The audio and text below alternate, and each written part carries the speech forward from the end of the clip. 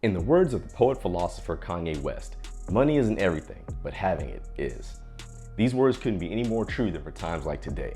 As of the time of writing this, the US is experiencing its hardest battle with inflation yet, as the Fed touts inflation is currently at 3.4% and holding steady. This is also at a time when the Fed has tightened its monetary policy by reducing its money supply and ushering in a time of monetary tightening, which basically means no more free or easy money. It's time to get out the mud. However, if you were already in the trenches before this policy change, you're probably already caked in mud with not much to really show for it. You see, saving money isn't hard to do in a concept. All you need to do is spend less than you make and save the rest, which in theory sounds easy, right? Well, this would be if inflation didn't already annihilate your purchasing power. The cost of food costs about the same of going out, and you will absolutely, undeniably, and without question, not be able to afford a house. Yeah, you shouldn't have a problem. But alas, we don't live in such reality. No.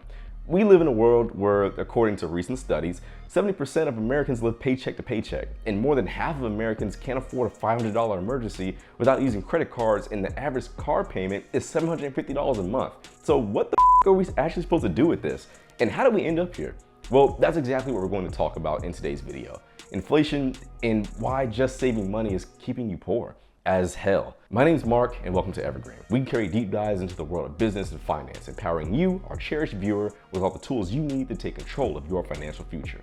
Now tap in and I'll explain. Now before we go too deep here, we need to take a step back and understand why inflation exists and its nature in our economy. Inflation is the rate at which the prices for goods and services rise, and this leads to a decrease in the purchasing power of a currency. It's measured as an annual percentage increase. For example, if the inflation rate is 2%, then a pack of goods that cost $100 this year will cost $102 next year. Now, inflation is necessary for many reasons, but to avoid making this a 45-minute video, which, let's be real here, no one's gonna sit through and watch it into its entirety. Let's just focus on 4 reasons: economic stimulation, debt relief, economic flexibility, and avoiding deflation. Let's start with the first one and dive headfirst into why inflation exists to stimulate the economy. You see, money is a concept that exists in and to create motion, which is precisely what you don't have. Money likes to be used in such a way to attract more money, compounding endlessly. In a society where your currency is devalued year after year, it makes sense to not hoard your money but find uses for it to grow. There are several ways to do this in a capitalist society: money market funds, high yield savings accounts, the stock market, or real estate. Or you could go full-on DJing route and do what I do: 15-leg parlays and out-of-the-money stock options. The reality is that in an economy where you're literally losing purchasing power, you have no choice but to deploy your capital. Not doing so is the equivalent of setting your money on fire a few dollars a year every year. Now, I don't know about you, but I'm not in the business of losing money. But I'm not in the business of making money either, because if I was, then I wouldn't be on YouTube yapping to you about how economics work. Anyway, it costs money to make money. If you want to not lose, you have to risk something. Playing not to lose is the quickest way to ensure you stay broke and ensure you never make it out of that apartment bathroom, which, let's be honest, you're probably watching this video on the toilet right now anyway. Moving on to reason 2, debt relief.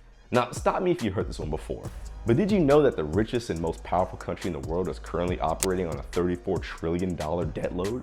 Yeah, that's trillion with a T. To the average Joe, you would take one good look at that and assume we are absolutely cooked. You would be right, of course, but you'd be remiss to discount the fact that the US can print its own currency and debase it through inflation. For instance, let's say you have a loan of $100K for 5 years at 5% interest. You're responsible for paying back that loan no matter what. However, you have a few options here. You could either A, focus on paying down the loan as quickly as possible and wiping the debt away forever. Or option B, utilize inflation to devalue the loan, making the loan value worth less over time, which allows you to pay the minimum payment and deploy capital elsewhere for a higher return. So which sounds more fun? If you guessed option B, then you would begin to understand why the US maintains its debt burden. From a mathematical sense, inflation compounds at 2% per year. Over 5 years, the true inflation rate is 10%. Which means the value of that loan has lost value. On top of this, if you are savvy, you can make these minimum payments and deploy your extra capital into literally any investment that would beat the rate of your loan. So if you had a 5% loan, you could invest in the stock market and make 10%, which puts you in the green by 5%. Conversely, if you had just made the minimum payments and saved your extra cash, you'd be in the red as you lost purchasing power and the opportunity cost to get a positive return on that cash. That is what we call the opportunity cost. Saving is literally a losing battle. Even being in debt is better than putting your money in a savings account. Moving on to reason number 3, economic flexibility. So imagine you and your friends sell handmade bracelets. The bracelets are super popular and others aren't. Over time, you might need to change the prices, charging more for the popular ones and less for the less popular ones. This is like what happens in the economy. Prices of things change based on what people want and need. Inflation helps this process because it makes it easier to adjust prices. Without inflation, it's harder to lower the prices of things that aren't selling well, because people don't like to lower prices or wages outright. So a little inflation helps businesses and workers adjust more smoothly when things change, like when the jobs become more important or when some products become more popular. However, in our case, our economic flexibility is afforded only to corporations. These entities have seen record profits over the last 3 years since the inflation problem began. Sure, at first you could say the trillions of dollars were printed to give everyone stimulus cash during the pandemic, which started the fire. But do you know what really turned this burning bush into a firestorm? Greed, price gouging, artificial scarcity. Does anyone remember when Wingstop said they were out of chicken wings but somehow had an abundance of thighs? The last time I checked, the chicken came with wings, thighs, and never mind. Don't worry about it. I'm thinking it way too hard. You get the point. The truth is, right in front of our faces, yes, inflation is a problem, and it would be one for the foreseeable future. But the real problem comes down to good old-fashioned greed and the thirst for profits over people. Reason number 4 relates directly to deflation. Deflation is when prices of things keep going down. You might think that's great because everything's cheaper. That's what we really need in this moment. But if prices keep falling, people start waiting to buy things, thinking they'll get even cheaper. This waiting game can lead to people spending less money, businesses selling less, and possibly having to cut jobs. If this keeps up, it can lead to a bad cycle where people spend less and less, and businesses struggle more and more, and jobs get scarcer. This is why some inflation is good. It keeps prices stable enough that people want to buy things regularly instead of waiting for prices to drop, helping keep the economy active and healthy. Now, this is exactly what would happen in a society where consumers only bought what they needed and never overpaid for things that they didn't, right? But that would be an excellent place to live. However, we don't live in such a world. We live in a world where I need to have a bigger house than Jim. I need to have a nicer car than Jim. Why? Because Jim, that's why.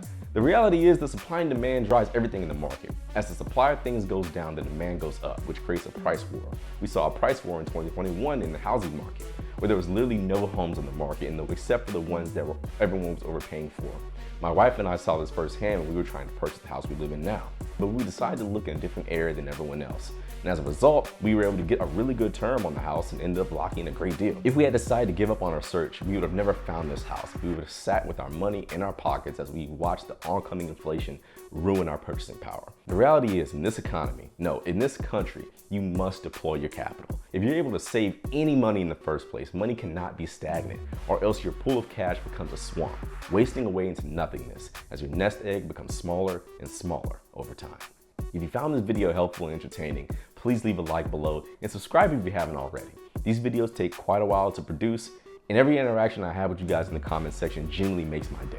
It makes me happy to know people are engaging with my content and finding use for it. In addition, leave a comment below and let me know on the next topic I should cover on this channel. I do my best to respond to each and every comment, so if you don't feel as though I'm ignoring you, the reality is that I'm probably somewhere curled up in a ball of sadness watching my stock options tank. But as always, I've been Mark, you've been great, stay dangerous, and I'll see you in the next one.